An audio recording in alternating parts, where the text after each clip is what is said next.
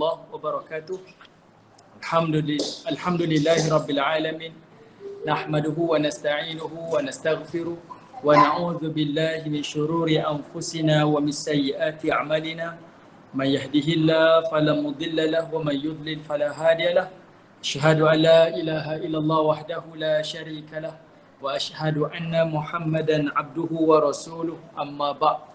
Baik, apa khabar semua? Harapnya semuanya Allah Ta'ala limpahkan dengan kebaikan, dengan keberkatan, dan moga-moga usaha dan mujahadah kita pada petang ini dalam situasi yang mungkin ngantuk, letih kan. Harap-harap saya doakan semua urusan selesai dan Allah berikan kita sedikit kelapangan waktu pada petang ini untuk sama-sama kita mengambil sedikit pengajaran daripada Serikandi Islam. Moga-moga cerita-cerita mereka ini menjadi inspirasi, menjadi kekuatan dalam kehidupan kita, menjadi petunjuk dan idola kita supaya kita sama-sama menuju kepada Allah Ta'ala dalam keadaan mendapat redha dan keberkatan daripada Allah Ta'ala. Baik, insyaAllah untuk hari ini kita akan baca kitab 66 Muslimah Pengukir Sejarah dan kita akan sambung pada tokoh yang kedua pada muka surat yang ke-23, iaitu tokoh yang dikenali dengan nama Ummu Hakim bin Al-Harith. Okay, Ummu Hakim bin Al-Harith. Di sini tuan-tuan penulis telah membawakan satu sisi yang baik daripada Ummu Hakim ini, iaitu sisi sebagai pahlawan yang mengagumkan pada malam pengantin. Ada dua benda yang dibawa. Satu, sebagai pahlawan. Bayangkan dia seorang wanita tapi dia juga adalah seorang pejuang. Sebagai seorang mujahidah, pejuang di medan perang. Dan yang kedua yang lebih mengagumkan, dia berjuang pada malam pengantinnya. Okey, di sini ada satu pengajaran lah yang kita akan tengok. Okey, baik. Kita nak kenali siapa Ummu Hakim ni, apa pengorbanan dia, apa pengajaran dia. Kita boleh baca pada teks ini. Saya baca sedikit dan saya akan cuba explain pada ibu-ibu yang dirahmati oleh Allah. Ke ada ibu-ibu yang boleh berkhidmat, tolong saya baca baru saya explain. Oh, ada saya Ustaz. Siapa? Puan Ajar nak ke? Puan Ajar boleh baca ke? Boleh. Tak, bukan saya. Saya silakan Puan Haifah. Haifah boleh baca, Haifah? Boleh, silakan. Kalau ada yang sudi, silakan. Guru besar tak boleh baca, Ustaz. Guru kecil. Guru kecil ya. Haifah ada kat situ? Oh, tengah solat. Okey, tak apa. Baik. Tak apalah Ustaz, boleh bacakan. Okey, ada volunteer, tak apa. Kalau ada volunteer boleh. Saya bacakan Ustaz Okey, boleh. Silakan. Cikgu besar. Bismillahirrahmanirrahim. Ummu Hakim binti Al-Harith, pahlawan yang mengagumkan pada malam pengantin. Dia adalah Ummu Hakim binti Al-Harith bin Hisham Al-Quraisyiyah Al-Makhzumiyah. Ibunya adalah Fatimah binti Al-Walid, saudara perempuan dari Khalid bin Al-Walid. Okey, baik. Okey, kita baca sikit-sikit dulu Baik, Ummu Hakim ni dia anak kepada Al-Harith bin Hisham, Quraisyiyah dan Makhzumiyah tu, itu bangsa dia. Dia berbangsa Quraisy dan dia berketurunan Makhzum. Siapa yang berketurunan Makhzum, orang tahu ini adalah daripada keturunan bangsawan. Okey, Makhzum adalah keturunan bangsawan. Sebab pada zaman dahulu, di zaman Nabi ada dua keturunan yang kita kata dia duduk di level yang tertinggi daripada kabilah yang lain. Pertama iaitu daripada kabilah Bani Hashim, satu lagi kabilah Bani Makhzum. Dua-dua ni antara yang terbesar dan mulia daripada kalangan Quraisy. Dan mereka ni adalah kabilah bangsawan Mekah yang dihormati. Okey. Kalau kita tengok Bani Hashim dipelopori oleh keluarga Nabi daripada Abdul Muttalib, datuk Nabi. Manakala Al-Makhzum dia dipelopori oleh Abu Jahal, pemerintah kota Mekah. Dia ada dua lah. Jadi dua kabilah ni daripada bangsa Quraisy, bangsa yang sama, tapi dia ada dua kabilah. Walaupun mereka ni terhormat, tapi di antara mereka ada perasaan iri. Okey, Bani Makhzum dengan Bani Hashim ni, walaupun dua-dua ni dah duduk di level yang tertinggi, tapi dia ada perasaan yang tidak baiklah di antara mereka. Antara dua kabilah ni. Di hadapan secara fizikal dia ada suka sama suka, tapi di sebalik tu ada perasaan. Dan ini yang berlaku kepada Abu Jahal. Sebab ada seorang pemuda Mekah pernah tanya kepada Abu Jahal. Dia kata, wahai Abu Jahal, Abu Hakam, apa pandangan kamu kepada kepada Nabi SAW ni, kepada Muhammad? Macam mana pandangan kamu pada dakwah Muhammad? Kata Abu Jahal, apa yang disebutkan oleh Muhammad adalah benar. Dan sesiapa yang mengatakan Muhammad pembohong, dialah pembohong. Ini ucapan daripada Abu Jahal. Ibu-ibu boleh tengok dalam riwayat sirah, Ibn Hisham, Ibn Ishaq, dalam riwayat tafsir pun disebut. Abu Jahal kata apa? Dakwah Muhammad adalah benar. Siapa yang kata Muhammad pembohong, dialah pembohong. Sebab apa? Nabi ni memang terkenal Al-Amin. Okay, orang Mekah kenal Nabi. Sampai Abu Jahal pun kata macam tu. Lalu si Akhnas ni, dia pemuda Mekah, dia kata, kalau begitu wahai Abu Hakam, iaitu Abu Jahal, kenapa kamu tak menerima dakwah Muhammad kalau kamu kata Muhammad tu betul? Apa kata Abu Jahal? Dia kata apa? Cukuplah Bani Hashim. Cukuplah Bani Hashim ni dia memegang jawatan-jawatan penting di Mekah. Dialah pemerintah di Mekah, Bani Hashim. Mereka lah pemimpin di medan perang, Bani Hashim. Mereka jugalah yang memberi makan dan minum kepada jamaah haji pun Bani Hashim. Takkanlah dalam bab kenabian, bab nubuah pun saya nak berikan kepada Bani Hashim. Cukuplah, saya tak nak. Tu nampak dia ada perasaan iri hati kepada Bani Hashim. Sebab Abu Jahal ni berketurunan Bani Makhzum. Okay? Alright. Dan sekarang ni, Ummu Hakim ni, sebelah ibu dia, ibunya bernama Fatimah, dia anak kepada Al-Walid bin Al-Mughirah Al-Makhzumi. Al-Mughirah, okey, perhatikan ibu-ibu. Kan namanya kat situ, ibunya adalah Fatimah. Ummu Hakim ada ibu nama Fatimah. Ibu dia anak kepada Al-Walid. Al-Walid bin Mughirah Al-Makhzum. Ini adalah ketua pembesar orang Mekah. Okey, dan dia antara orang tua di Mekah yang ditua-tuakan, yang dimuliakan oleh orang Quraisy. Bukan kabilah saja. Secara individu, Al-Walid bin Mughirah ni dimuliakan. Dia ayah kepada Khalid bin Al-Walid. Sebab itu ibu kepada Ummu Hakim ni, Fatimah, adalah adik-beradik dengan Khalid bin Al-Walid. Okey, dan Al-Walid ni, kalau ibu-ibu ingat kisah Nabi SAW runtuhkan Kaabah tu, pada usia Nabi 35 tahun, orang Mekah runtuhkan Kaabah, kemudian bangun semula Kaabah dan mereka bergaduh nak letakkan Hajarul Aswad ni siapa yang paling layak nak letak di tempatnya kan. Orang yang kita kata apa? Orang yang mula-mula meruntuhkan Kaabah dan yang mengusulkan supaya Kaabah ni diruntuhkan adalah Al-Walid bin Mughirah. Inilah kita kata datuk sebelah ibu kepada Ummu Hakim ni.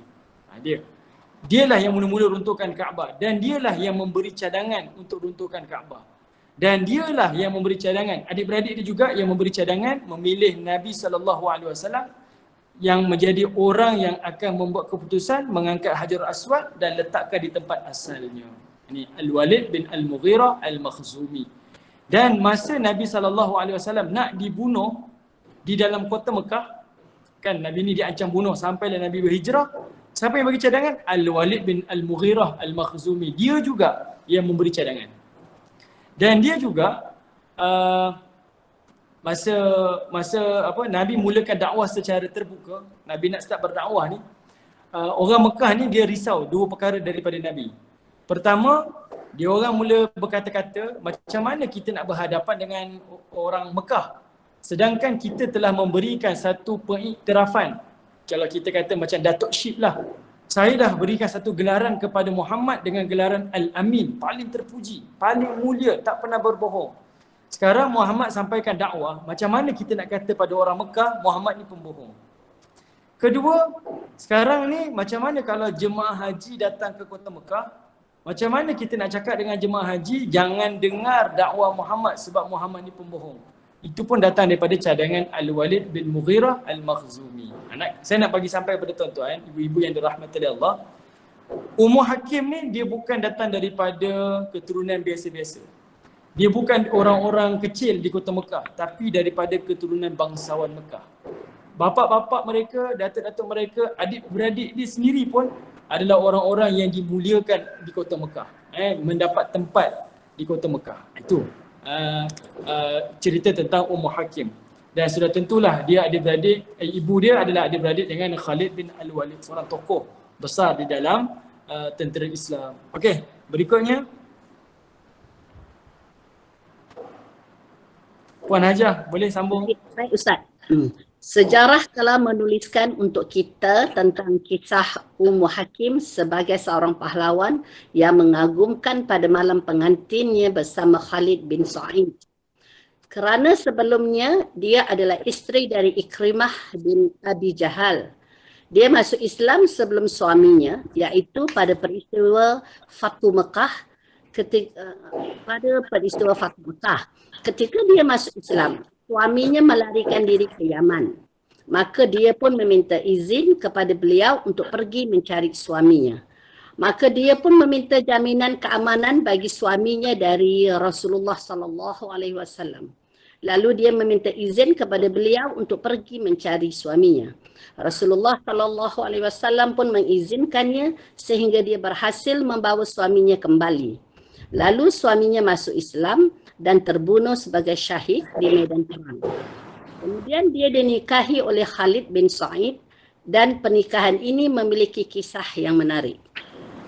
Okey. Al-Waqidi mengatakan sebelum Ummu Hakim bin Al-Harith adalah isteri daripada Ikrimah bin Abi Jahal. Lalu Ikrimah terbunuh sebagai syahid di Al-Jannadin. Dan Ummu Hakim pula melalui masa idahnya selama 4 bulan 10 hari. Okey, baik. Kita berhenti kat situ. Baik. Sekarang ni dia dah mula masuk kepada dia dikahwin dengan sepupu dia, iaitu sepupunya bernama Ikrimah. Ikrimah ni anak kepada Abu Jahal. Baik, sebelum kita lebih lanjut lagi, nak cerita sikit tentang tentang Ikrimah. Abu Jahal ada seorang anak namanya Ikrimah. Abu Jahal ni dia adalah pemerintah. Kalau kita ni kita panggil Perdana Menteri, Presiden di Kota Mekah siapa? Abu Jahal. Abu Jahal ni sangat membenci Nabi, sangat. Bukan sikit, dia sangat membenci Nabi. Dan perasaan benci Abu Jahal ni sampai kepada anak dia yang bernama Ikrimah. Ikrimah ni adalah pemuda Mekah yang kuat, gagah dan dia berani. Di medan perang Ikrimah ni memang orang yang sangat digeruni lah dalam kalangan orang Mekah. Dan dia ni ada perasaan benci kepada Nabi, permusuhan kepada Nabi adalah kerana mewarisi perasaan benci daripada ayah dia. Okey, ni Ikrimah. Tapi nak jadi cerita, kalau ibu-ibu tengok dekat sini, dia cerita Ummu Hakim ni dia masuk Islam pada peristiwa Fatu Mekah, betul. Masa Nabi SAW berjaya tawan Kota Mekah, dan Nabi diangkat jadi pembesar di Kota Mekah tuan-tuan pada tahun ke-8 Hijrah. Saat itu Ikrimah ni lari. Dia lari ke Jeddah, naik kapal nak pergi berhijrah ke Yaman. Okey, mereka nak berhijrah ke Yaman ni sebab dia tahu.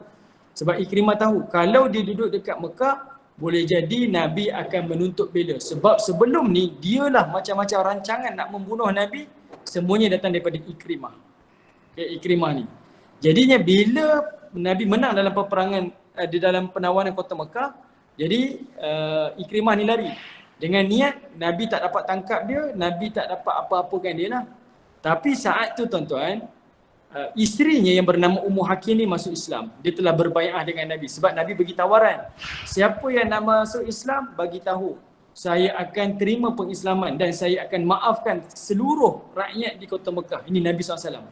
Orang yang pernah halau Nabi, orang yang pernah benci Nabi, orang yang pernah buang Nabi. Tapi bila Nabi dapat tawan Kota Mekah, Nabi maafkan seluruh Kota Mekah. Dan Nabi kata, siapa yang nak masuk Islam, saya tawarkan, silakan. Saya akan sendiri berbai'ah dengan mereka. Ini satu janji tuan-tuan. Lalunya, Ikrimah lari. Ikrimah tak nak, dia lari. Masa dia berada di atas kapal, sebelum dia naik atas kapal, isterinya Ummu Hakim masuk Islam dan isteri dia kata apa? Wahai Rasulullah, boleh tak beri jaminan? Kalau saya dapat bawa pulang suami saya Ikrimah ni, tolong jangan apa-apakan dia, berikan dia pengampunan. Sebab dia tahu Ikrimah lari disebabkan nak selamatkan diri dia. Dia tak nak jatuh hukuman penjara daripada Nabi. Dia larilah. Tapi bila isteri kata, ya Rasulullah tolong maafkan suami saya akan bawa balik. Nabi maafkan dan Nabi memberi jaminan keamanan. Kalau Ikrimah balik, Nabi takkan hukum. Nabi dah maafkan. Jadi Ummu Hakim ni happy lah tuan-tuan. Dia pergi cari suami dia, pergilah ke Jeddah, kejar suami dia. Tapi suami ni berlayar. Bila dia tengah-tengah lautan, nak jadi cerita, ibu-ibu boleh baca dari riwayat sejarah. Tengah-tengah lautan Allah datangkan satu badai. Satu apa kita kata angin ribut di atas lautan, di atas kapal. Dan saat tu Ikrimah kata apa? Kalau benarlah Tuhan Muhammad adalah benar, selamatkanlah saya wahai Tuhan di atas lautan ini. Nescaya saya akan balik ke kota Mekah dan saya akan beriman dengan Tuhan Muhammad. Ini ucapan Ikrimah, anak Abu Jahal ni tuan-tuan. Lalu Allah Ta'ala selamatkan. Pada waktu tersebut, badai ni ataupun kita kata lautan yang bergelora ni berhenti. Sebab Ikrimah serah pada Allah Ta'ala. Dia kata kalau Tuhan Muhammad tu benar, selamatkan saya nak balik kota Mekah, saya nak beriman dengan Muhammad. Allah selamatkan dia tuan-tuan. Dia patah balik ke Jeddah, jumpa dengan isteri dia, isterinya bawa balik ke kota Mekah. Dan dia beriman kepada Nabi SAW. Masa Ikrimah ni nak jumpa dengan Nabi, dibawa oleh isterinya Ummu Hakim ni, kata Nabi SAW kepada sahabat-sahabat, jangan cela ayah kepada Ikrimah. Tolong jangan cela. Walaupun ayahnya pernah memusuhi kita, walaupun ayahnya membenci kita, membunuh kita, tolong jangan cela. Sebab mencela orang yang mati sebenarnya menyakiti orang yang hidup. Okay, sebab itu ibu-ibu yang dirahmati oleh Allah, kita jangan sekali-kali mencela orang yang telah mati. Sebenarnya orang yang mati takkan rasa tercela. Yang tercela adalah anak-anak waris-waris yang ditinggalkannya. Nabi pesan ni pada sahabat, jangan cela ayah kepada Ikrimah. Ikrimah bila masuk Islam ibu-ibu, dia tak nak membinkan namanya dengan bin ayah dia. Ibu-ibu bayangkan dia tak nak namanya disamakan dengan nama ayah dia. Kalau panggil namanya Ikrimah, jangan dibinkan dengan Abu Jahal, dia tak nak. Dan ini sebenarnya adalah daripada Allah Ta'ala. Allah Ta'ala ada sebut dalam Quran, dalam surah Al-Kawthar, Allah kata apa? Inna syani'aka huwal abtar. Kan Nabi SAW dia ada 5 orang anak. Anak lelaki Nabi ni meninggal dunia kan. Bila anak lelaki Nabi meninggal dunia, orang-orang Mekah memanggil Nabi dengan gelaran Al-Abtar. Muhammad ni Al-Abtar lah. Al-Abtar ni dalam bahasa kita kiranya macam mandul. Cuma beza ya ibu-ibu. Kalau bangsa kita berkahwin, laki dengan perempuan, perkahwinan ni tak mengurniakan anak dalam bangsa kita lah. Tak ada anak laki, tak ada anak perempuan. Kita kata ni mak ayah mandul. Kan aib tu kan. Satu ucapan yang tidak baik. Tapi bagi bangsa Arab zaman Nabi, kalau seseorang yang berkahwin, tak dikurniakan anak lelaki, semua anak perempuan. Anak lelaki tak ada. Maka mereka digelar mandul. Dipanggil Al-Abtar. Jadi ni Nabi ni digelar Al-Abtar. Sampai Nabi sedih. Pakcik Nabi Abu Lahab panggil Nabi Al-Abtar. Abu Jahal panggil Nabi Al-Abtar. Dia gelakkan Nabi tuan-tuan. Macam kita kat kampung orang panggil kita mandul. Satu aib.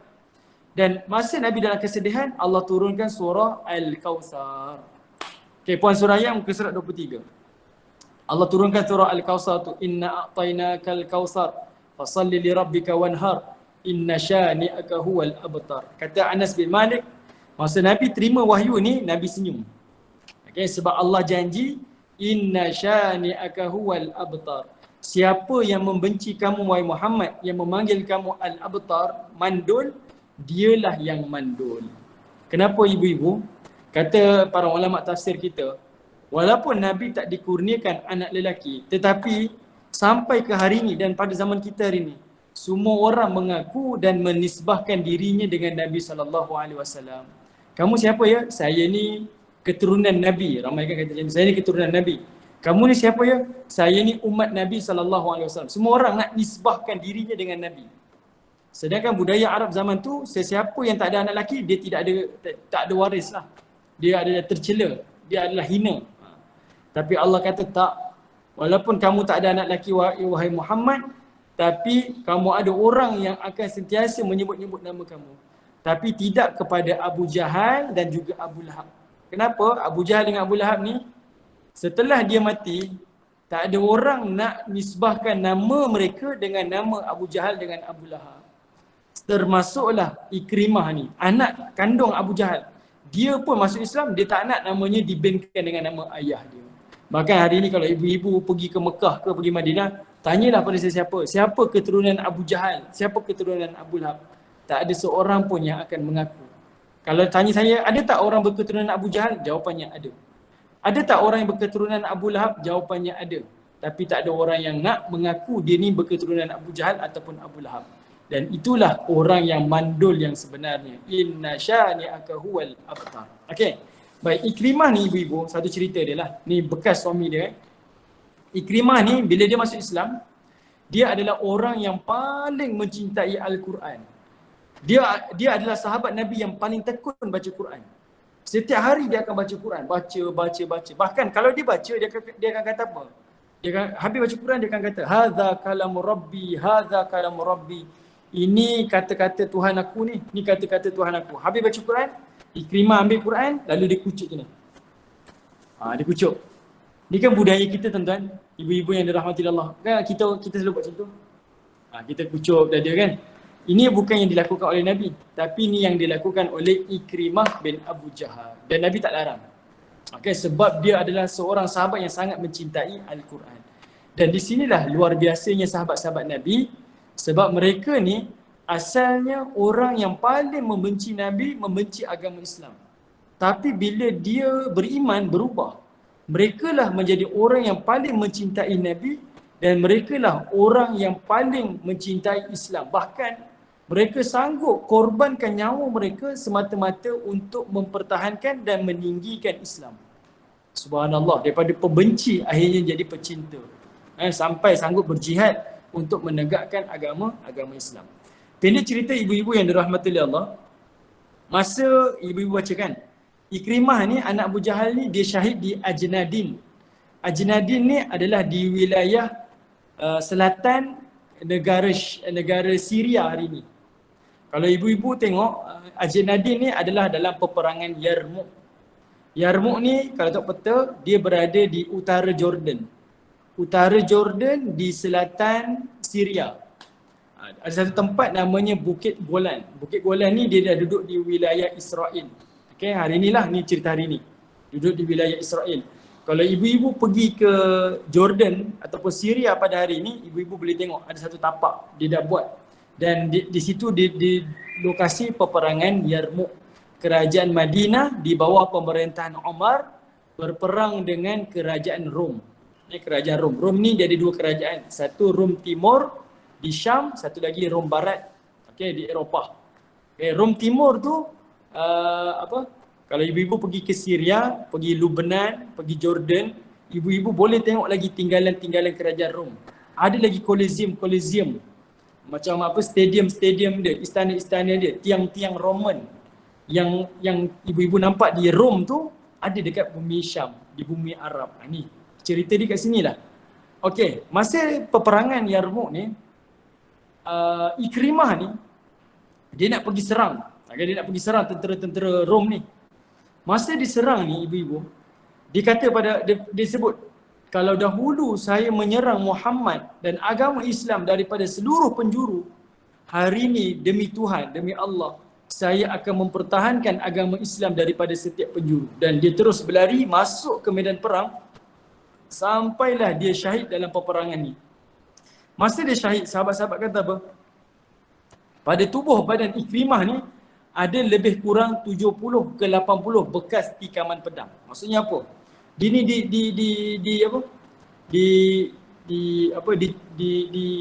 dibelah badannya dengan pedang-pedang dan tombak, dicocok dan sebagainya lah, diserang. Dan kata para sahabat Nabi SAW, Ikrimah ni bekas tikaman pedang hanya pada depan badan saja ada bekas tikaman. Manakala belakang badannya tidak ada. Belakang badan Ikrimah ni tak ada bekas tikaman. Nak kata apa? Ikrimah ni dia masuk medan perang, dia hanya menyerang, attack. Dan dia tidak sekalipun berpaling daripada medan perang untuk berlari. Sebab kalau ada bekas tikaman daripada belakang, artinya Ikrimah pernah pusing badan dia nak berundur. Tapi kata sahabat, tak ada pun bekas tikaman daripada belakang badan. Semuanya berada di depan badan. 70 ke 80 bekas tikaman. Dan akhirnya dia syahid dalam peperangan. Dia adalah sahabat Nabi yang mahir dalam ilmu peperangan, mahir menunggang kuda, dan dia ni antara tonggak masa zaman Quraisy dan juga zaman Islam dia sebagai pemimpin berkuda. Masa peperangan Uhud, kalau ibu-ibu ingat, dalam peperangan Uhud, Khalid bin Al-Walid sebagai tentera musyrik, tentera Mekah belum masuk Islam, dia menunggang kuda kan nak menyerang Nabi. Itu berada di sayap kanan. Sayap kiri tentera Mekah, tentera musyrikin, yang berkuda dipimpin oleh Ikrimah bin Abu Jahal. Dia dengan Khalid Al-Walid ni dia macam sparring. Okey, dua-dua ni adalah pakar dalam peperangan dan dua-dua ni pakar dalam menunggang kuda lah, mahir antara tentera-tentera yang terlatih. Jadinya bila dia syahid, Ummu Hakim telah kita kata apa, dipinang oleh dua orang lelaki. Okey, ada dua lelaki yang pinang Ummu Hakim ni. Tapi yang Ummu Hakim terima adalah Khalid bin Sa'id. Ada seorang pejuang sahabat ni yang meminang Ummu Hakim yang diterima pinangannya, iaitu Khalid bin Sa'id. Okey. Terus kemudian Puan Haifah dah kembali dah. Silakan Puan Haifah. Assalamualaikum Ustaz. Okey. Surah 24. Kemudian Yazid dia. Kemudian Yazid bin Abu Sufyan melamarnya dan Khalid bin Sa'id pun mengirimkan utusan kepadanya untuk menawarkan lamaran kepadanya. Maka dia pun menerima lamaran Khalid bin Sa'id dan ia dinikahi dengan mahar 400 dinar. Ketika kaum muslimin sudah sampai di Marajush Syuffar dan Khalid termasuk orang yang ikut dalam perang Ajnadin dan Marajush Syuffar, Khalid bin Sa'id ingin menikahi Ummu Hakim. Maka Ummu Hakim pun berkata, "Bagaimana jika engkau mengakhirkan pernikahan ini hingga Allah membubarkan kumpulan yakni pasukan ini?" Khalid menjawab, "Sesungguhnya jiwaku mengatakan bahawa aku akan terbunuh dalam peperangan ini." Ummu Hakim pun berkata, "Kalau begitu, lakukanlah." Maka Khalid bin Sa'id pun menikahinya di atas jambatan yang ada di Marajush Syuffar dan setelah itu jambatan tersebut dikenal dengan jambatan Ummu Hakim. Okey, baik. Okey, ibu-ibu yang dirahmati oleh Allah. Ada dua orang masuk peminang, Yazid bin Abu Sufyan. Yazid bin Abu Sufyan ni anak kepada Abu Sufyan bin Harb, salah seorang daripada pembesar. Okey. Anak dia Muawiyah bin Yazid. Ini kita dengarlah nama gubernur-gubernur yang besar-besar pada zaman Umayyah. Okey, zaman-zaman Umayyah ni mereka ni raja-raja tuan-tuan. Seorang lagi namanya Khalid bin Sa'id. Khalid bin Sa'id ni akhirnya diterima pinangannya. Dan mas kahwin yang dia dapat, yang dia bagi kepada Ummu Hakim adalah 400 dinar. 400 dinar ibu-ibu, kalau ibu-ibu tukar kepada ringgit kita hari ni, sekitar mas kahwinnya 320,000 ringgit. Nak cerita pada ibu-ibu, orang sana, orang dulu kaya-kaya. Kita jangan kata, oh sahabat-sahabat ni miskin. Tak. Mereka ni kaya, mereka ni ahli perniagaan, jutawan-jutawan, tetapi hati mereka dekat dengan Allah, tawaduk. Kita hari ni pakai kereta besar sedikit je pun, solat tak nampak dah kat masjid, kan, majlis ilmu tak datang. Jangan sombong ibu-ibu. Orang dahulu lebih kaya lagi, orang dahulu lebih hebat lagi, tapi hatinya, dahinya tetap sujud kepada Allah, tetap tunduk kepada Allah. Baik. Okey, sikit kita nak sentuh pasal mahar ni. Mungkin ibu-ibu kata, takkan maharnya sampai 320,000? Ya, betul. Agama kita mengajar mahar ni, mas kahwin ni bukan yang paling murah. Kalau saya di Selangor, mas kahwin kami di Selangor ni paling murah minimum RM300. Sebenarnya dalam agama kita mengajar mas kahwin, mahar ni nak kita bagi pada isteri ni bukan yang paling murah. Okey, bukan paling murah, tetapi yang paling mudah. Bukan paling murah, tetapi yang paling mudah. Maksudnya apa? Kalau seseorang tu kaya, jutawan, dia orang kaya ibu-ibu, mudah untuk baginya nak sediakan mahar 100,000, 10,000, maka silakan. Mudah bagi dia. Bukan paling murah ya, sebab kalau bagi mas kahwin murah, kita akan mengaibkan isteri. Kita akan mengaibkan keluarga isteri. Jadi mas kahwin tu yang paling mudah untuk suami. Suami tu kaya, mudah dia nak bagi 10,000, 100,000, silakan. Kalau dia tak kaya, mudah untuk dia sediakan RM100, RM500, silakan. Okey, boleh faham Sebab mahar yang paling mudah ini akan menjemput, mengundang nikmat dan juga keberkatan daripada Allah. Jadi ibu-ibu, kita sama-sama beringat. Kita ada anak-anak perempuan yang bakal berkahwin. Jadi kita berbincang dengan baik dengan kita punya besan-besan kita. Beritahu dengan besan kita, saya tak tetapkan, tapi kita tahu status keluarga kita, status macam mana, pasangan dia pun status macam mana, anak kita belajar sampai tahap mana, dia pun belajar tahap mana. Yang ini agama kita sebut sekufu. Okey, sekufu. Dia mesti ada darjat. Saya minta maaf sebutlah. Dia mesti, bukan kita nak membeza-bezakan, tapi kita tak nak mengaibkan. Agama tak ajar untuk menghina, merendahkan orang lain. Bahkan Nabi masa berkahwin dengan Khadijah, mas kahwin Nabi kepada Khadijah adalah 20 ekor unta. Unta Nabi pada zaman kita hari ini nilainya 7,000. Kalikan dengan 20 ekor, sekitar 140,000. Itu mas kahwin Nabi kepada Khadijah. Kenapa tinggi ya? Sebab Khadijah ni adalah jutawan Mekah. Kalau Nabi bagi dengan nilaian yang rendah, orang Mekah akan menghina Nabi. Kamu tak layak berkahwin dengan Khadijah. Tapi Nabi memberi mas kahwin yang sesuai dengan Khadijah. Sesuai dengan darjat dia dan kedudukan dia. Ini kita sama-sama beringat.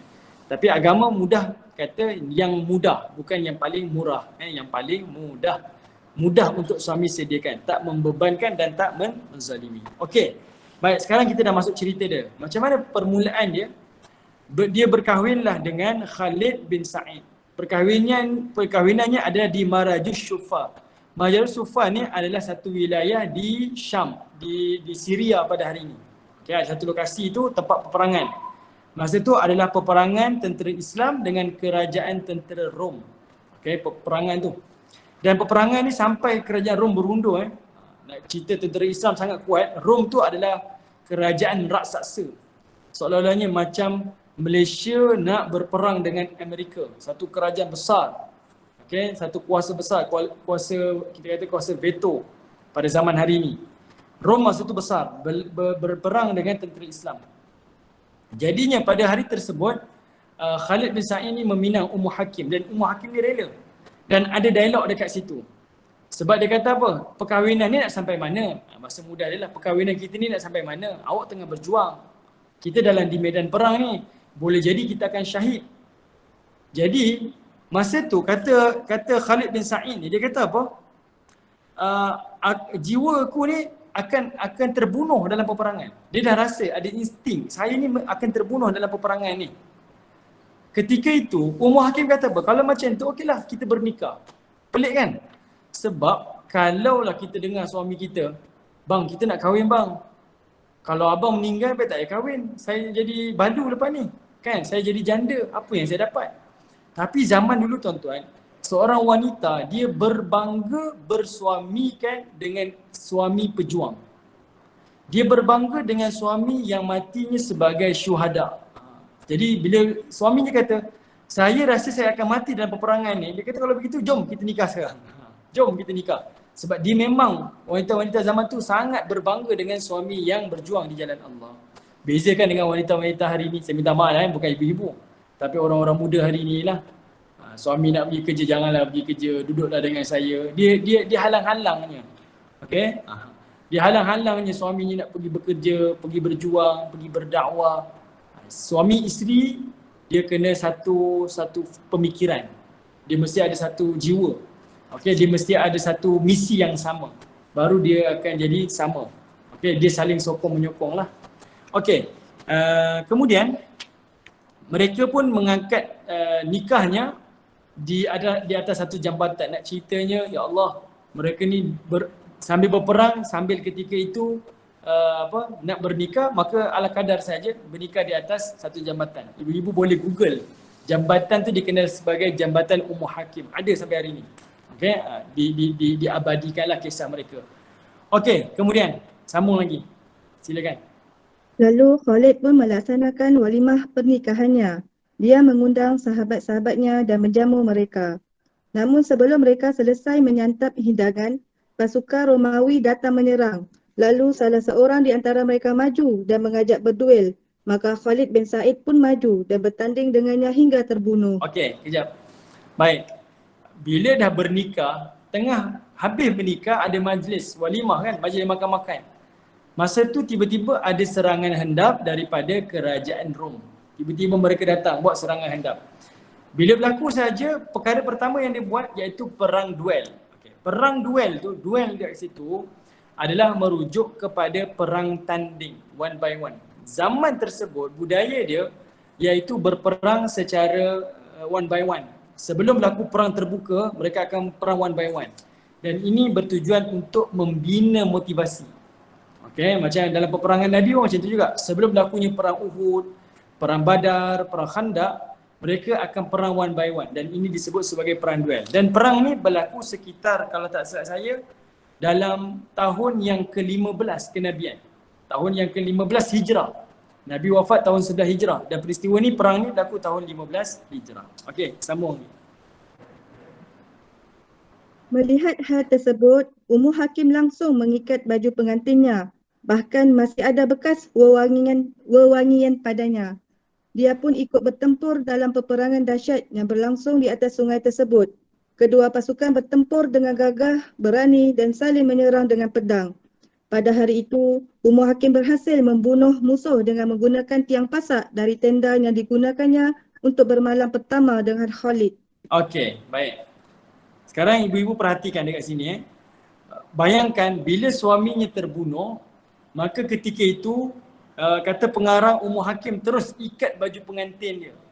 Maksudnya dah tak ada dandan lah, nak berhias ke, nak pergi takat gambar, wedding ke kan. Kalau kita lepas kahwin, nak pergi, ni fotografer nak pergi shoot dekat sana, shoot. Tak ada dah. Saat tersebut dia ikat baju perangnya dan dia terus berjuang. Dan inilah dipanggil sebagai Sri Kandi. Jiwa dia berjuang. Dan dia berperang. Dan kalau ibu-ibu perhatikan nanti kita akan jumpa, dia telah membunuh beberapa pejuang. Ini kehebatan dia. Dan dia telah membunuh dengan tiang kemah. Tiang kemah malam pengantinnya dengan Khalid bin Sa'id. Bayangkan macam mana kalau kita meratap, kita kata apa? Angan-angan pelaminku roboh. Apa lagu tu saya tak ingat dah. Pelangin anganku musnah. Pelamin anganku musnah kan.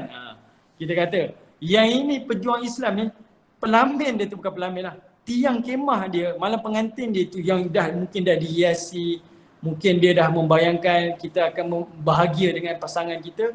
Tiang itulah dia gunakan, dia nak berjuang sehingga dia telah membunuh ramai musuh pada saat tersebut. Dia tak lari ibu-ibu, tapi dia sendiri yang turun padang berjuang bersama dengan tentera-tentera Islam.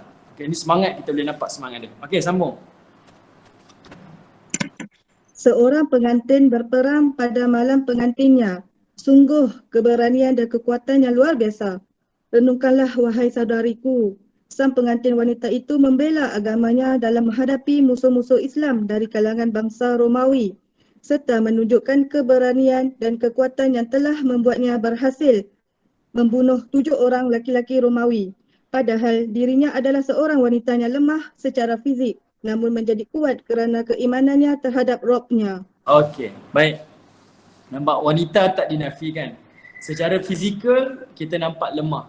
Nak buka pintu kereta pun minta suami bukakan kan. Kalau boleh lah, kalau boleh. Kalau tak buka merajuk kan. Sebenarnya bukan. Tapi semangat ibu-ibu ni, dia punya jiwa kuat. Okey, dan ini kelebihan yang Allah berikan. Sebab itu saya minta maaf lah, ada orang suka bagi satu contoh yang jenaka lah. Suami ni kuat-kuat dia pun, dia sunat sekali je. Kan? Manakala ibu-ibu pula, walaupun bersalin tu sakit, tapi dia sanggup berkali-kali untuk melahirkan anak-anaknya dan zuriatnya. Kalau tengok secara fizikal, laki lebih kuat. Tapi kalau tanya pada laki, nak sunat tak 2 kali? Dia kata cukup sekali dah. Walaupun dia kuat. Saya minta maaf, contoh ni contoh, jenaka saja. Tapi nak membayangkan sebenarnya kekuatan bukan pada fizikal. Kekuatan adalah pada jiwa. Dan jiwa yang hampir kepada Tuhan, keimanan yang kuat kepada Rabb seperti mana Ummu Hakim ni menyebabkan dia lebih gagah dan dia tak ingat yang dia ni adalah seorang wanita. Sampai kan dia boleh bunuh 7 orang musuh dia. Subhanallah.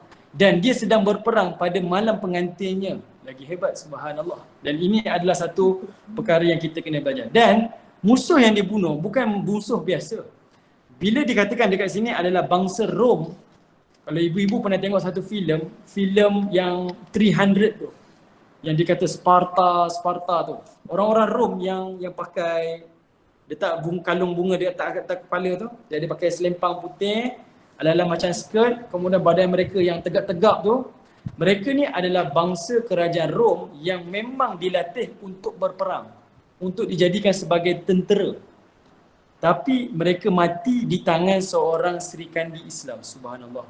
Dia bukan macam tentera Islam. Tentera Islam ni mereka bukan dilatih untuk jadi tentera. Kalangan-kalangan sahabat-sahabat Nabi ni ada yang sebagai pengusaha kebun-kebun tamar. Sebahagian daripada mereka macam Abu Bakar As-Siddiq adalah usahawan-usahawan, ahli-ahli perniagaan. Mereka kerja umum, bukan sebagai tentera. Tapi kerajaan Rom, dia adalah tentera khas, bekerja sebagai tentera. Macam kita di Malaysia hari ni lah. Ada orang sebagai tentera, memang dilatih. Memang direkrut untuk menjadi tentera. Berlatih untuk jadi tentera mempertahankan negara. Rom macam tu. Tapi kalah, nak kata semangat tu. Dan di sini pengajaran yang kita boleh dekatkan, implementkan dalam kehidupan kita. Yang pertama, ibu-ibu, wanita-wanita perlu menjadi tulang belakang kepada suami. Ibu-ibu, wanita-wanita perlu menjadi tulang belakang kepada anak-anak dan juga suami. Kita mungkin tak ke depan. Kita mungkin tak ke depan sebab wanita ni sifatnya sebagai pemalu. Kalau ibu-ibu baca dalam Quran, Allah tak sebut pun nama wanita, melainkan seorang saja, iaitu Maryam. Seorang saja. Yang lain, cerita-cerita wanita dalam Quran, Allah hanya sebut sebagai imra'atun. Allah sebut dia adalah wanita. Wanita yang menggoda Nabi Yusuf. Allah tak sebut Zulaikha. Ibu-ibu boleh buka surah Yusuf. Allah sebut imra'atun aziz. Wanita aziz, isteri kepada Aziz. Allah Ta'ala sebut kakak Nabi Musa AS. Allah hanya sebut kepada sebagai kakak, hanya sebut istilahnya kakak. Dia tak sebut nama kakak Nabi Musa. Allah sebut Nabi Musa berkahwin dengan 2 anak gadis Nabi Shu'aib. Allah tak sebut siapa nama dia. Nama mereka semua disembunyikan sebab sifat wanita ni pemalu. Yang Allah sebut hanya nama Maryam sebab Maryam ni dicela zaman dia. Dia tidak ada suami tetapi ada anak. Orang kata dia ni berzina dan sebagainya. Allah sebut sebagai tanda Allah muliakan dia. Tapi semua wanita-wanita dalam syurga dan dalam Quran, Allah rahsiakan namanya. Yang Allah nak tonjolkan adalah keberanian dia, sifat dia. Bukan kepada nama-nama dia. Jadi kita sebagai ibu-ibu, dalam rumah tangga mungkin kita tak ke depan. Tapi kita tulang belakang. Tulang belakang sebenarnya adalah perkara yang penting. Orang nampak wajah penting. Wajah ni penting. Tapi yang lebih penting adalah tulang belakang. Betul tak? Kalau kita pada tengok pada tubuh kita. Muka ni penting. Orang duduk dah dandan muka ni. Lepas pakai makeup, pakai eyeshadow, pakai lipstick lah, itulah. Semua orang nak cantik kat muka ni, nak putih dan sebagainya. Tapi jangan dilupakan, yang lagi penting daripada muka adalah tulang belakang. Kalau tulang belakang kita rosak, kita akan jadi apa? Kita akan jadi lumpuh. Wanita dalam keluarga sifatnya adalah sebagai tulang belakang. Dialah yang memberi inspirasi kepada suaminya dan keluarganya. Dialah yang menjadi sumbu semangat. Suaminya tak bersemangat, anak-anak tak semangat nak belajar. Kalau tengok suami berjaya dalam rumah tangga, berjaya dalam perniagaan, anak-anak semua belajar sampai ke universiti, sampai ke luar negara. Percayalah, ibunya hebat. Percayalah. Ibunya hebat. Sebab ibu tu tulang belakang. Jarang-jarang kalau ia berjaya sebabkan ayah. Jarang. Sangat jarang. Yang hebat adalah ibu. Sebab ibu tu dia menolak daripada dalam. Dialah yang memberi semangat kepada suaminya, kepada anak-anaknya. Dan ibu-ibu jangan jadi sebagai penghalang. Kalau suaminya pergi bekerja, abang pergilah bekerja bang, cari rezeki yang halal. Jangan bawa rezeki-rezeki yang syubhah dalam rumah tangga. Isteri yang hantar suami pergi kerja ni cakap benda yang sama. Cakap, abang jangan cari harta yang haram. Saya lebih rela susah daripada makan harta yang haram. Biarlah saya tak ada emas pada tangan dan leher saya. Yang penting rezeki yang abang bawa balik adalah rezeki yang halal. Jangan rezeki yang syubhah. Kita kena pesan pada suami kita. Bagi tahu pada anak-anak kita, belajar sungguh-sungguh. Suruh anak-anak kita keluar daripada rumah, pergi belajar, pergi bekerja, pergi berdakwah. Kalau perlu belajar sampai luar negara, pergi. Jangan sebagai penghalang. Sebab itu kalau ibu-ibu tengok, Imam Malik bin Anas, Imam Mazhab Maliki. Sebelum dia keluar, siapa yang pesan belajar sungguh-sungguh pada Imam Malik ni? Ibu dia. Ibu dia kata, wahai Malik, belajar. Imam Syafi'i sebelum dia pergi merantau, pergi belajar, ibu dia pesan, pergi belajar. Banyak kisah-kisah yang ibu-ibu ni menjadi pejuang sebagai tulang belakang dalam rumah tangga. Jangan kita jadi ibu yang menghalang. Anak-anak kita baru berkahwin, kita pula susahkan anak-anak. Mak nak tahun ni kamu kena raya rumah mak. Jangan raya rumah isteri awak. Kalau awak raya rumah isteri awak, awak ni anak derhaka. Jangan ibu-ibu, jangan. Kita jangan susahkan anak kita dan bebankan anak-anak kita kerana kemahuan kita. Jangan. Bahkan kita kena jadi ibu yang terbuka dan ibu yang membantu anak menjalankan tanggungjawab dia. Kamu pergilah, tak kisahlah nak raya kedua ke raya ketiga rumah mak, tak kisah. Tapi kamu kena jalankan tanggungjawab sebagai seorang suami, sebagai seorang ayah dengan amanah. Ni ibu-ibu yang hebat. Bukan dia membebankan anak dia dengan kemahuan-kemahuan dia. Kalau awak tak raya rumah mak raya pertama ni, memang awak derhaka. Kita tak nak macam tu. Kita kena bagi galakan, bukan kita sebagai penghalang. Okey. Sambung. Sungguh mengagumkan keberanian yang luar biasa itu yang telah dicatatkan oleh sejarah untuk kita dari Ummu Hakim. Juga yang membuat kita mengetahui darinya bahawa untuk membela agama tidak harus menunggu waktu tertentu. Akan tetapi harus dilakukan setiap saat dan pada setiap kesempatan serta dengan setiap wasilah yang memungkinkan. Okey, baik. Cuba ibu-ibu tengok yang ditulis kat situ. Membela agama tidak harus menunggu waktu tertentu. Akan tetapi harus dilakukan setiap saat dan pada setiap kesempatan serta dengan setiap wasilah yang memungkinkan. Maksudnya apa? Kita kena bersedia untuk buat kerja agama ni, untuk kembangkan agama ni dengan berkorban apa yang kita ada. Okey, berkorban apa yang kita ada. Jangan kita kata, oh orang tu bolehlah sebab dia ada duit. Oh orang tu bolehlah sebab anaknya dah besar. Anaknya dah ni, dia bolehlah. Tak, untuk agama dan untuk ni dalam bab pengorbanan ni, kita korbankan apa yang kita ada. Jangan tunggu satu saat dia takkan buat. Kita kena buat apa yang kita ada.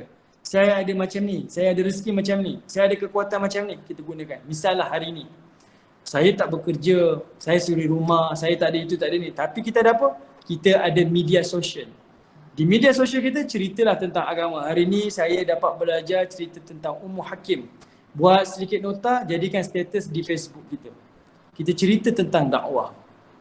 Hari ni walaupun kita tak pergi ke mana-mana, tapi kita ada rumah ngaji macam ni. Kita buat program-program macam ni. Kita ajak kawan-kawan kita. Maksudnya apa? Ada apa-apa peluang yang kita boleh buat, kita buat. Jangan tunggu sampai satu masa, nanti saya dah, anak dah besar, anak dah pergi sekolah asrama, saya dah free, okey insya-Allah lah. Saya nak buat lah, saya nak usaha pergi kuliah ilmu. Tak. Jangan tunggu, benda tu takkan jadi. Itu cita-cita saja. Dia kena buat sekarang. Apa yang ada kita korbankan. Okey. Contohlah kita selalu kata apa? Saya ni bukan tak nak baca Quran. Tapi saya tak ada masa nak baca Quran. Silap ibu-ibu. Kita jangan tunggu ada masa untuk baca Quran. Tapi kita sendiri kena luangkan masa untuk baca Quran. Boleh faham tak? Okey. Maksudnya kita sekarang ni bukan nak cari masa untuk baca Quran. Tapi kita kena luangkan masa kita untuk membaca Al-Quran. Okay? Ada satu kisah. Kalau ibu-ibu pergi Madinah, kita ziarah ke makam Nabi sebelum pandemik. Ada satu muzium kan depan makam Nabi tu. Di luar pekarangan Masjid Nabawi tu ada satu muzium dikenali sebagai Muzium Al-Quran. Kalau ibu-ibu ingatlah yang pergi tahun 2019, 2018 tu. Ada muzium Quran dan dalam muzium tu ada Quran yang ditenun. Ada Quran yang telah ditenun. Okey, dia bersulam. Ada satu kain kemudian disulam. Quran tu ada, tak silap saya ada berapa jilid Ada 6 jilid tak silap saya. Ada 6 jilid. Quran tu besar. Quran tu besar, sangat besar. Okey, kalau ikutkanlah macam mana saya nak bagi gambar, Quran tu sangat besar lah sebab dia kain dan Quran itu dijahit oleh seorang wanita India. Dia serahkan dia punya Quran tu kepada Masjid Nabawi. Okey, Puan Zainul dah melihat kan ada satu Quran sulam tu kan. Kalau ibu-ibu baca cerita tentang dia kata apa? Wanita India ni Muslim. Dia kata apa? Saya ni kerja sebagai tukang jahit dan saya ni ada buka kelas menjahit. Tapi dia kata saya nak ada beri sumbangan pada agama. Cuma dia tak ada kelebihan untuk mengajar Al-Quran. Saya tak ada kelebihan nak pergi belajar Al-Quran dan sebagainya. Dia tak ada. Tapi yang dia ada kepakaran menjahit sebagai tukang jahit lah. Jadi dia kata apa? Saya start menjahit Quran ini adalah bermula daripada tahun 1987. Saya ingat ni fakta ni. Ibu-ibu boleh search Google. 1987 dia start sulam. Sampailah tahun 2017 tak silap saya ataupun 2017 dia siap. 30 tahun dia menjahit. 30 tahun. Dia siap 30 juzuk bersulam. Bila ditanya kenapa buat macam tu, dia kata apa? Seumur hidup saya, masa saya dihabiskan di mesin jahit. Dan saya tak nak sia-siakan usia saya, melainkan saya mesti ada kerja untuk agama. Maksudnya apa? Walaupun dia tak ada kelebihan untuk mengajar agama dan buat apa-apa, tapi kemahiran dia menjahit itu, dia gunakan, ada masa dia jahit dengan menjahit Al-Quran. Dan diserahkan di kerajaan Arab Saudi, diletakkan di Muzium Al-Quran bersebelahan dengan Masjid Nabawi. Subhanallah. Maksudnya apa-apa, kita ni apa-apa yang kita ada kelebihan yang Allah berikan, jangan pandang rendah. Saya tak boleh mengajar Ustaz, saya bukan ustazah. Ya betul. Tapi kita ada kelebihan yang lain. Yang penting semua yang kita ada, kelebihan yang kita ada, kita kena bawa dia, drive dia menuju kepada redha Allah. Mesti ada yang membantu agama Allah Ta'ala. Okay? Baik. Itu antaranya lah. Baik. Okay, sambung. Sungguh, Ummu Hakim telah berperang pada malam pengantinnya dan dia berperang dengan menggunakan tiang pasak tenda. Sedangkan kita, wahai saudariku, dengan apa kita berperang pada zaman sekarang? Dan dengan wasilah apa kita akan membela agama kita? Okey, baik. Okey, sekejap. Dekat sini persoalan yang ibu-ibu kena perhatikan. Dia kata apa? Wahai saudariku, dengan apa kita berperang pada zaman sekarang?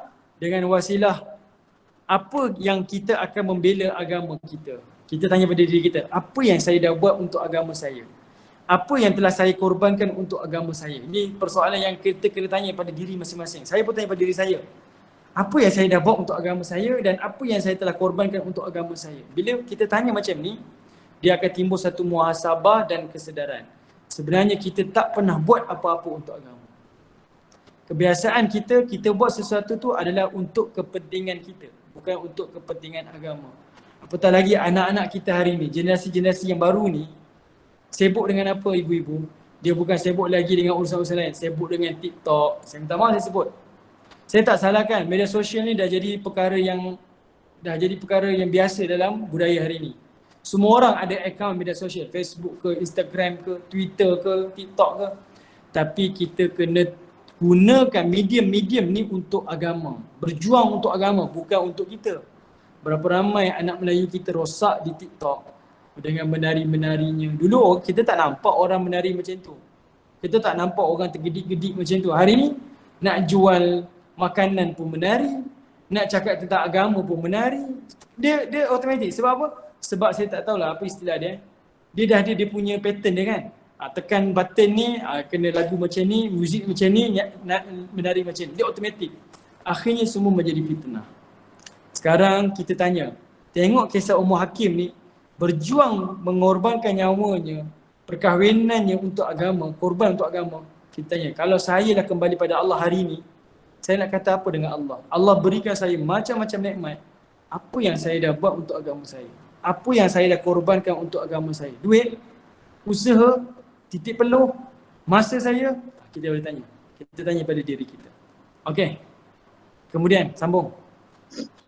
Dan apakah maksud dari pembelaan itu hanya dengan peperangan saja? Tidak, wahai saudariku. Pembelaan terhadap agama itu mungkin saja terwujud pada malam pengantin ketika dengannya kita mengharapkan keredaan Allah. Dan ketika ia dilaksanakan sesuai dengan syariat Allah sehingga malam itu tidak hanya mewujudkan kebahagiaan, akan tetapi juga dilaksanakan sesuai dengan ajaran Islam dan ditujukan untuk Islam. Okey, baik. Baik.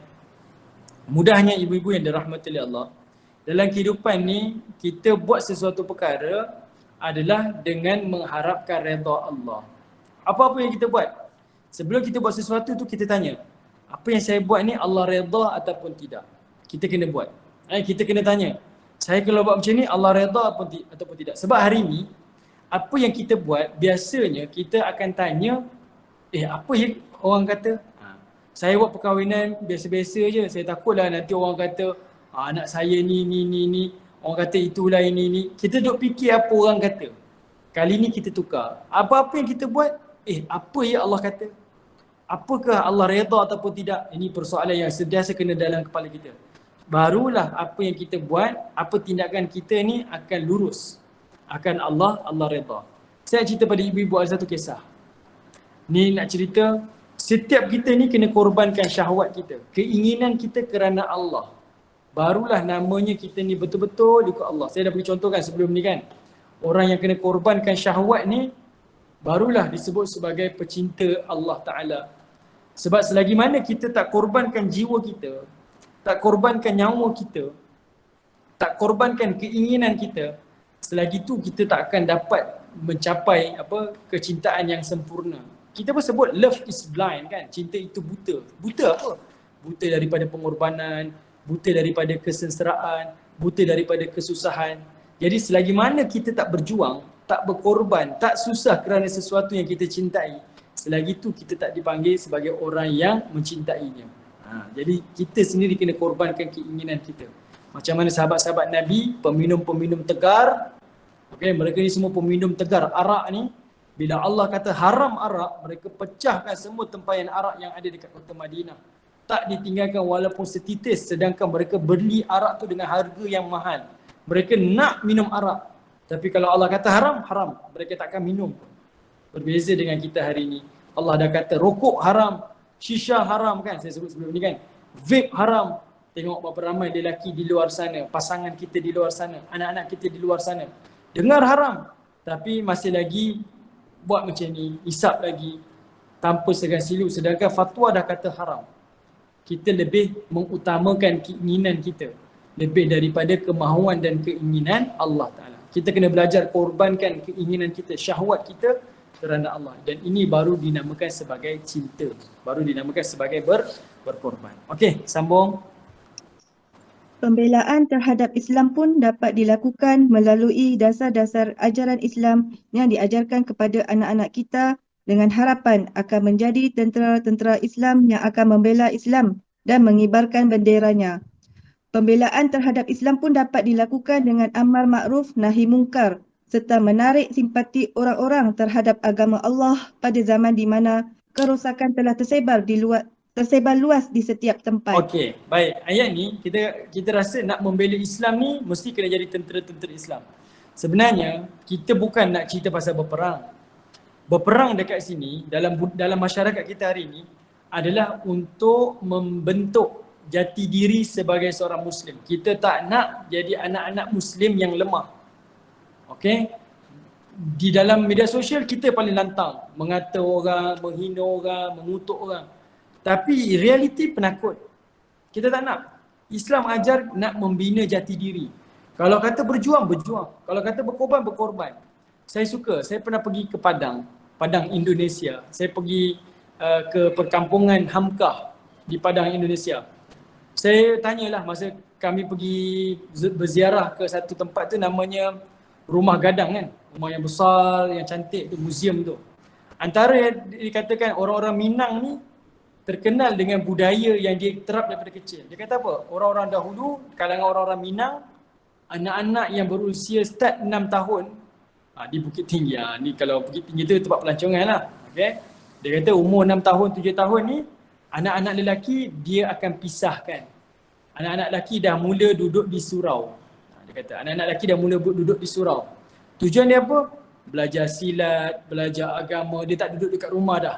Sebab apa? Dilatih untuk berdikari. Dan bagi budaya Minang, mungkin ibu-ibu di sini ada yang Minang dan sebagainya. Dia kata apa? Antara hikmahnya bila orang-orang Minang ni, khususnya yang lelaki dah membesar, kebiasaannya mereka tak akan duduk di kampung dah. Kebanyakannya mereka akan berhijrah dan mereka akan mencari rezeki, belajar di luar negara. Okay? Semuanya akan merantau.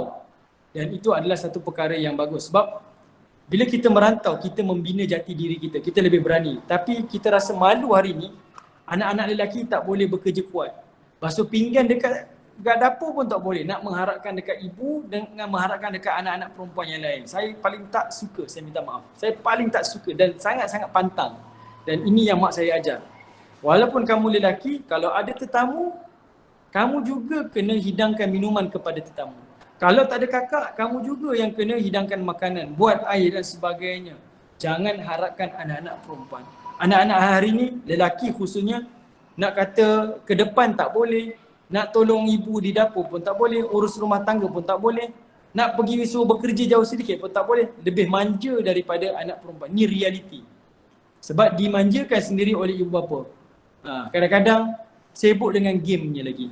Kan, sibuk dengan main gadget dan sebagainya. Kita kena latih anak-anak kita. Yang lelaki kena berani, keluar, berhadapan. Dan anak-anak perempuan pun kena dilatih macam tu supaya kita lebih berdikari. Okey, lebih berdikari. Okey, sambung. Jadi dengan kalimat-kalimat kita dan dakwah-dakwah kita kepada Allah serta ketulusan niat kita dalam melaksanakannya, kita dapat membela Islam yang darinya kita mendapatkan makna-makna pengorbanan di mana sebahagian orang selalu berusaha untuk memperburuk gambaran tentang Islam yang penuh toleransi dengan tuduhan yang buruk dan kalimah-kalimahnya menjengkelkan. Barang siapa yang mencintai Islam, pasti dia tidak akan pernah kehilangan wasilah untuk membelanya dan mengabdikan diri kepadanya. Kerana dari Islam kita dapat mengetahui segala macam wasilah ini dan di bawah kibaran benderanya kita dapat mengetahui makna tentang penebusan diri dan pengorbanan. Semoga Allah melimpahkan rezeki kepada kita berupa para lelaki yang akan menanggung cita-cita agama ini, juga para wanita muslimah yang akan membelanya dalam setiap kesempatan dan di setiap tempat. Amin ya rabbal alamin. Amin ya rabbal alamin. Yang peringkat akhir tu ibu-ibu, semoga Allah melimpahkan rezeki tu untuk lelaki dan untuk perempuan tu. Saya sangat suka ayat ni.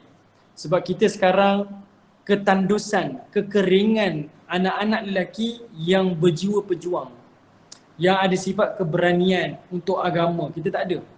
Bahkan kalau hari ni buat program-program masjid, ada gotong royong dalam kemasyarakatan, jarang nampak anak-anak muda lelaki yang gotong royong, jarang. Kebanyakan semuanya orang-orang yang dah tua-tua, dah senior-senior yang terlibat. Anak-anak lelaki tak ada. Kalau ada nampak dekat kedai-kedai minum-minum, dalam keadaan semua masing-masing sibuk main game. Saya minta maaf, ibu-ibu boleh perhatikan anak-anak kita, sepupu-sepupu kita. Hari ni kita boleh berziarah kan, cuba tengok apa yang mereka buat. Sibuk dengan gadget dan sebagainya. Kita tak nak. Kita nak anak lelaki yang ada cita-cita untuk agama. Kita ada anak-anak perempuan yang kuat, yang menjadi pendukung kepada kaum lelaki yang pergi berjuang untuk agama. Jadi kita berharaplah Allah kurniakan kita, berikan kita rezeki-rezeki ni, insya-Allah diberikan anak lelaki, anak perempuan yang baik yang berjuang untuk agama. Baik, ada apa-apa soalan ke sebelum kita masuk cerita tentang tokoh yang kedua, iaitu Sumayyah bin Khayyat? Ada apa-apa soalan?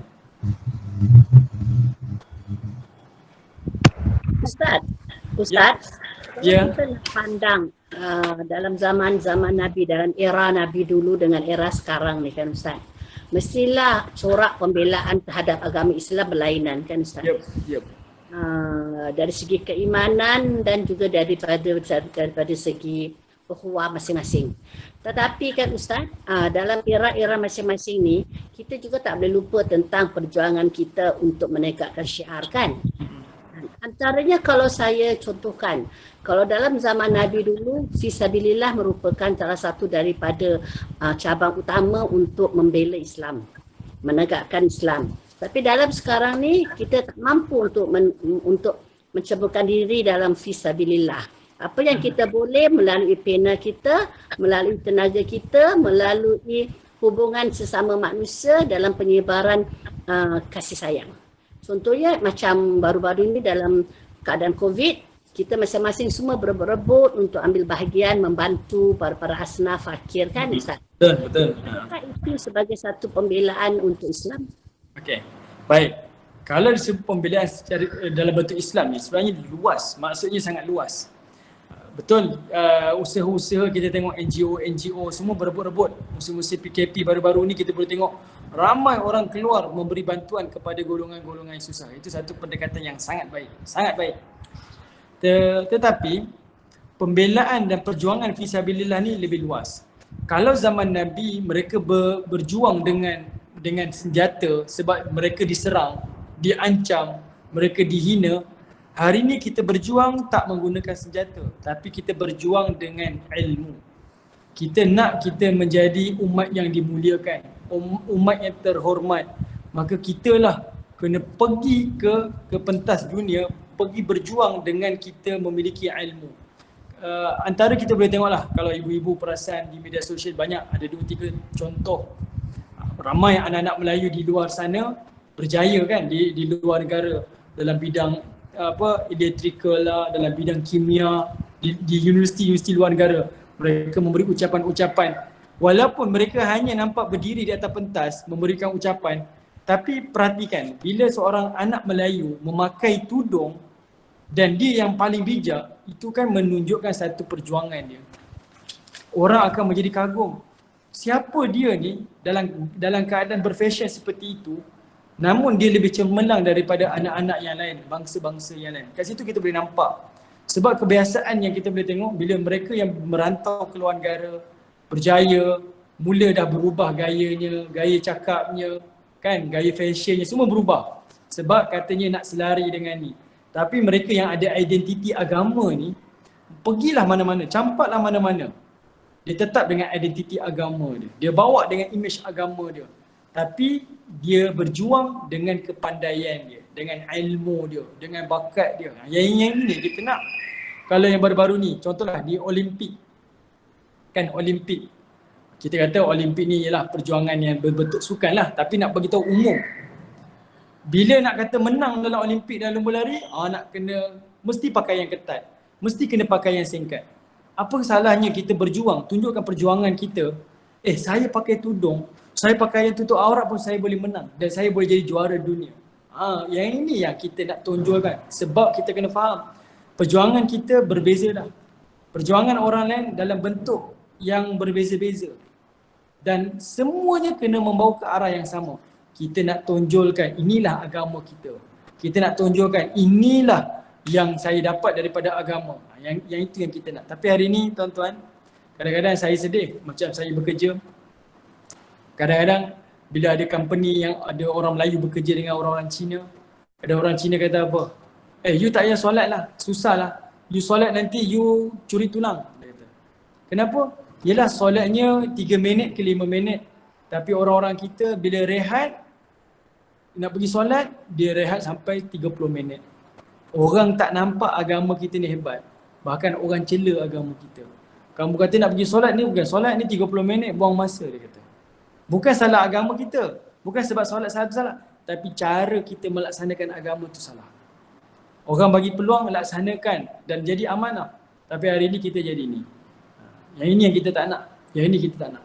Kalau kita berniaga, biar berniaga sungguh-sungguh. Kalau bekerja sungguh-sungguh supaya orang nampak dia ni hebat sebab agama dia. Sampai orang boleh kata orang Islam ni kalau dia berniaga memang jujur. Kalau dia bercakap dia mesti benar. Kita nak macam tu. Jangan sampai orang kata ni apa orang Islam, ni semua pecah amanah. Kita tak nak. Itu yang kita tak nak. Okay? Ini namanya perjuangan fisabilillah. Semuanya tak semestinya di medan perang. Semua berjuang di medan masing-masing, insya-Allah. Okey, baik. Ada soalan? Waalaikumsalam Puan Zahra. Saya macam umur 60 lebih. Tapi nak menyampaikan ilmu tu memanglah tak kesampaian kepada semua kawan-kawan. Tapi melalui media sosial ni, contohnya kita ada online untuk tazkirah. Jadi makcik panjangkan kepada kawan-kawan semua. Walaupun dalam satu kumpulan tu ada seorang yang mengikuti. Mohon pencerahan Ustaz. Assalamualaikum warahmatullahi wabarakatuh. Waalaikumsalam warahmatullahi. Itu pun satu perjuangan kan. Tak kisahlah berapa ramai orang, seorang ke tak kisah. Ibu-ibu ambil satu pengajaran ya. Kita ni bila berdakwah, kita jangan harap kalau kita nak dakwah ni ramai tu tanda berjaya, tak. Kalau macam itulah kita kata, kalau saya berdakwah, kalau ramai orang dengar, mana itu berjaya, kita silap. Kenapa saya kata silap? Cuba tengok Nabi Nuh AS. Nabi Nuh berdakwah sampai usia 950 tahun. Bukan usia dia ribuan tahun. Usia dakwah 950 tahun. Tetapi yang beriman hanya berbelas orang sahaja. Kalaulah kita kata, kalau ada KPI lah, Nabi Nuh lah manusia yang paling gagal dalam berdakwah. Yelah dengan tempoh usia yang paling lama 950 tahun, tapi yang beriman hanya berbelas orang sahaja. Sebenarnya tidak. Tanda kejayaan walaupun seorang yang ikut, walaupun seorang yang dengar, walaupun seorang yang kita dapat berjaya berdakwah, itu pun dah dikira sebagai berjaya dah. Tapi kita jangan duduk di comfort zone. Okey ni dah okey ni tak. Kita kena ada usaha lebih. Tapi nak bagi tahu kejayaan dakwah ni, kejayaan kita usaha ni dia tak semestinya ramai. Boleh jadi sedikit pun dikira berjaya. Syaratnya mesti ikhlas. Syaratnya mesti ikhlas. Ada orang share media sosial kan dakwah kuliah-kuliah agama ni dengan grup WhatsApp tu lah. Silakan, ini semua usaha kita. Kita tak mampu nak menyampaikan, tapi kita mampu melorongkan orang-orang ke majlis agama. Saya ada seorang kenalan duduk dekat Pasir Gudang. Dia pun dah senior dah, umurnya dah 60-an juga. Kenalan saya sebab saya selalu ke Johor dulu kan, kuliah di sana. Adalah kenalan-kenalan di sana. Saya tengok konsisten dia di Facebook. Setiap kali dia dengar kuliah ilmu, mana-mana kuliah dia dengar, dia konsisten, dia tulis nota dan dia akan post dekat Facebook dia. Konsisten. Secara tak langsung, orang yang tak mengikuti kuliah, orang dapat nota daripada dia. Orang baca, orang dapat manfaat. Dan dikira seolah-olahnya dia pun menyampaikan ilmu. Dia gunakan kelebihan dia mampu menulis tu, menyalin nota, menulis tu pun dikira menyampaikan ilmu. Walaupun dia tak menyampaikan, tapi orang dapat manfaat daripada penulisan dia. Ini pun satu kejayaan juga. Okay? Nak kata dalam urusan fisabilillah ni, perjuangan ni nak membela ke agama, mendekat ke agama ni luas. Maksudnya sangat luas. Okay? Wallahu a'lam. Ustaz, Assalamualaikum. sama dengan program kita yang akan datang ni Ustaz, program FIT ni. Ya, okey kejap. Ya, Cik Rizwan kejap Apa ya Puan Hajar? Maksud saya dengan program yang akan kita buat ni sama, yang akan menyebabkan kita buat bersama-sama dalam bulan Disember ni Ustaz. Okey. Program kita walaupun kelihatan ni santai kan, tapi kat situ ada pengisian yang akan dibimbing oleh Ustaz sendiri gitu kan. Ya, betul. Bagaimana pencerahan Ustaz kalau misalnya ada orang kata nak bersantai tu bersantailah. Kenapa mesti nak ada pengisian kan? Jadi di sebalik program tu macam seolah-olah macam ada satu topengan. Jadi apa macam bagaimana pencerahan Ustaz ke arah program itu? Baik. Okey, sebelum nanti saya serahkan pada Cik Rizwan ya. Baik. Saya dengan Puan Hajar Rabita, kita ada satu program nanti bulan Disember, masa Christmas nanti 25, 26, 27 Disember di Tanjung Keling, Melaka. Kami ada program namanya FIT, Fiqh in Tafsir. Fiqh in Tafsir. Kita panggil FIT lah, program ni nama FIT.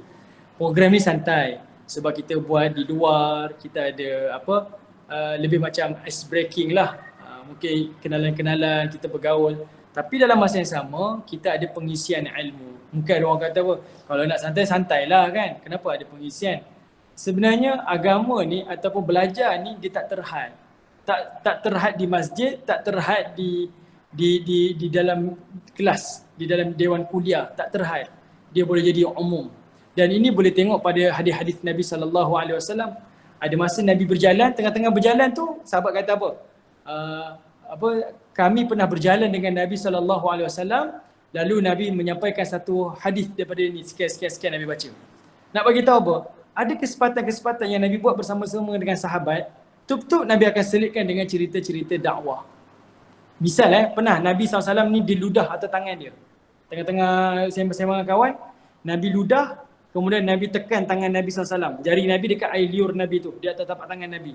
Nabi kata apa? Beginilah kejadian manusia. Maksudnya daripada air hina, air macam air liur tadi tu, yang kalau kita tekan dia sangat lemah, tak ada apa-apa pun.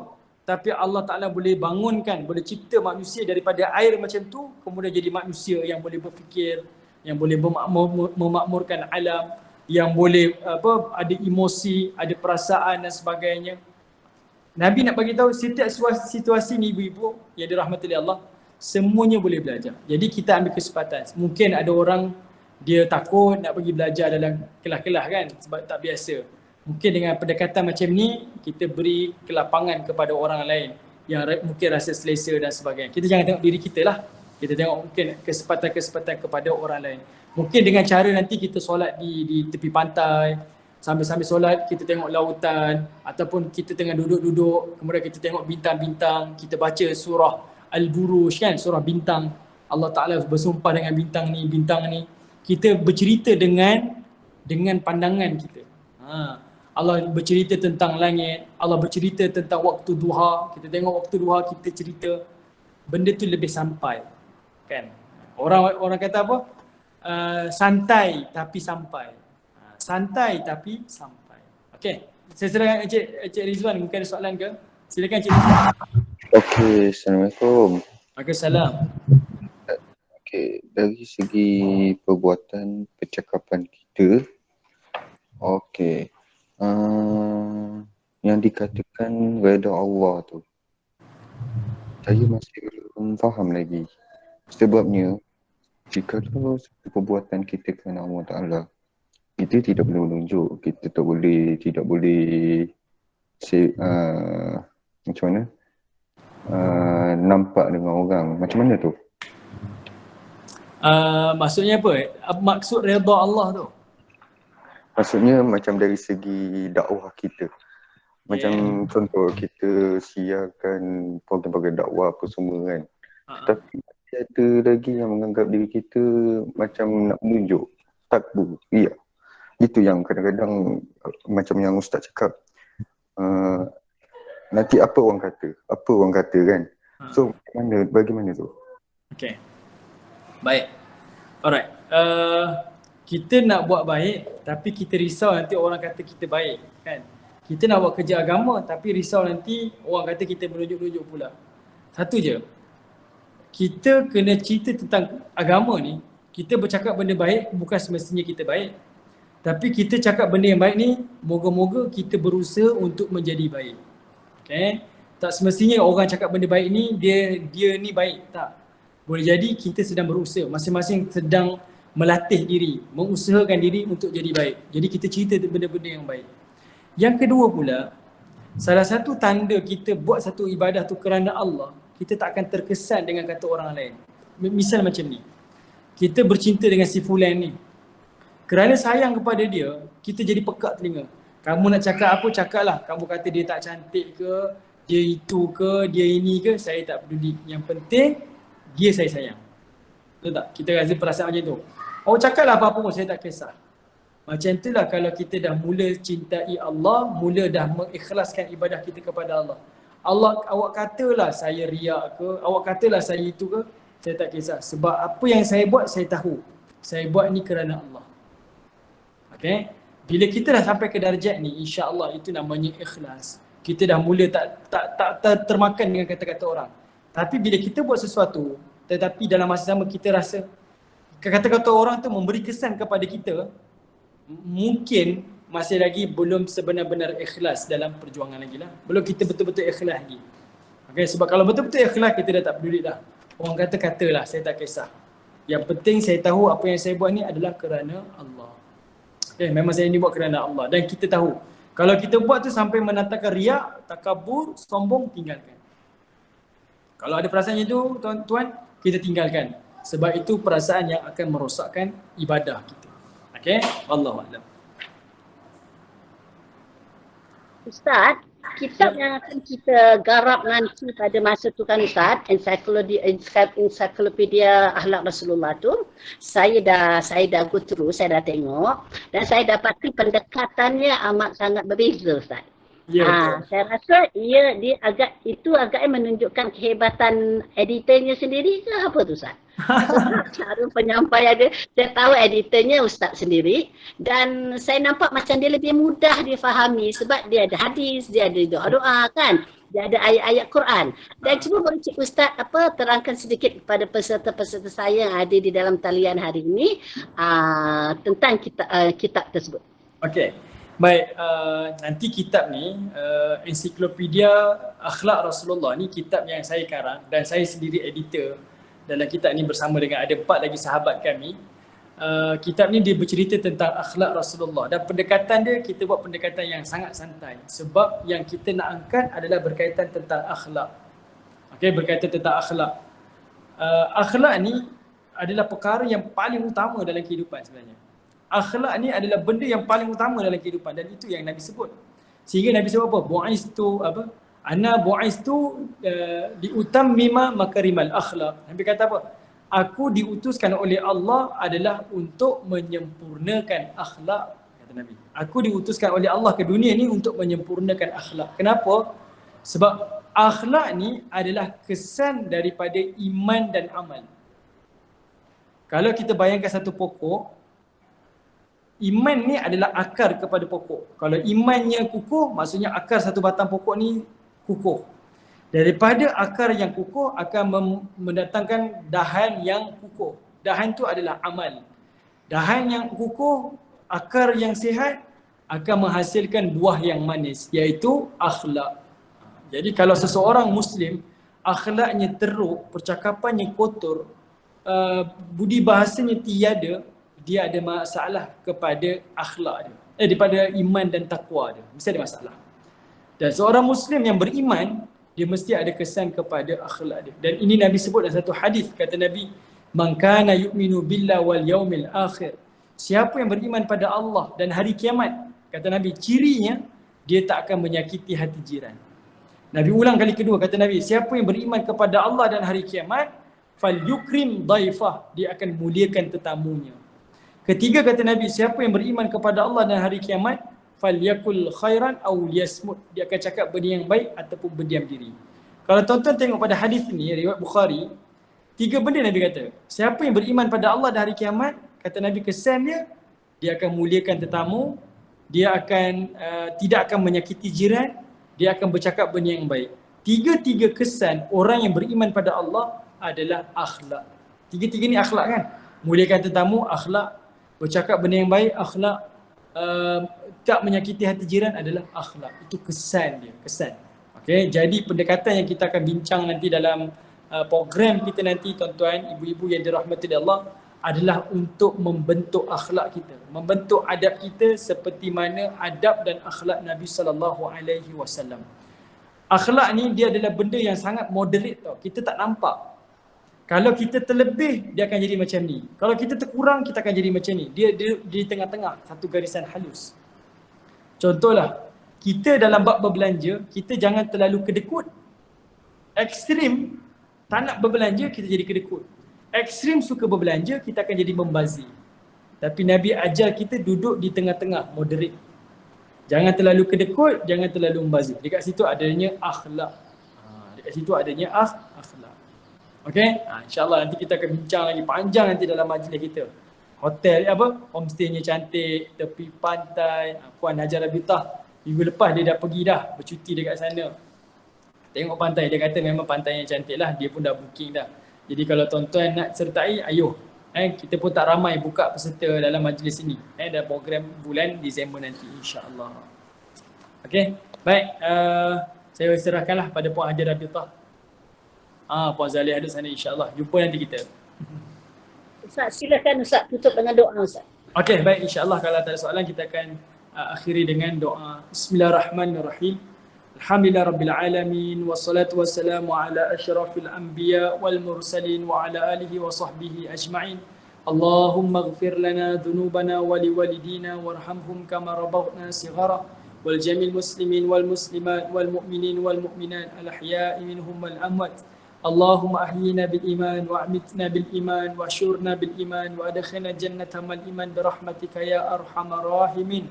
اللهم أرنا حقا حقا وارزقنا اتباعه وارنا الباطلا باطلا وارزقنا اجتنابه ربنا آتنا في الدنيا حسنة وفي الآخرة حسنة وقنا عذاب النار صلى الله على سيدنا محمد وعلى آله وصحبه وبارك وسلم والحمد لله رب العالمين تقبل الله منا Minna wa minkum taqabbal. Terima kasih.